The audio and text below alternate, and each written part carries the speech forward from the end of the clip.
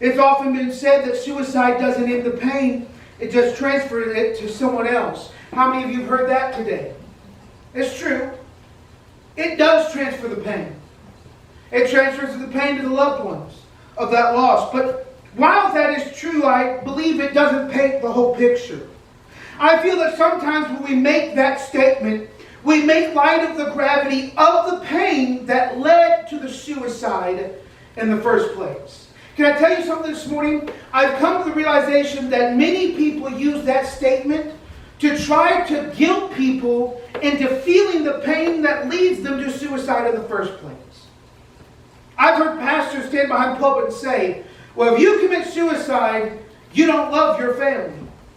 You're just transferring that pain to your family. And yes, that is a true statement, but we are ignoring what is causing the pain in their life in the first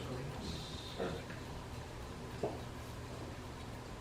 Suicide and depression leaves a terrible trail of hurt behind it, both in the life of the individual and the life of the family. But number 3 this morning, the hopeful tomorrow of suicide and depression. I don't want to be all doom and gloom this morning. I've given a lot of bad news. But I am here to tell you this morning that there's good news. I try to always be honest with you this morning, but can I just be a little bit more honest with you this morning as your pastor? The reason stories like Jared Wilson, the name of that pastor I talked about at the beginning of this morning, hit so close to me is because I understand the pressure of both the pressure of depression and suicide and the pressure of the ministry as well.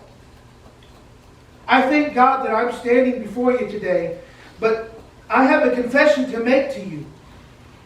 I am one of the 24 failed suicide attempts to the one that was successful.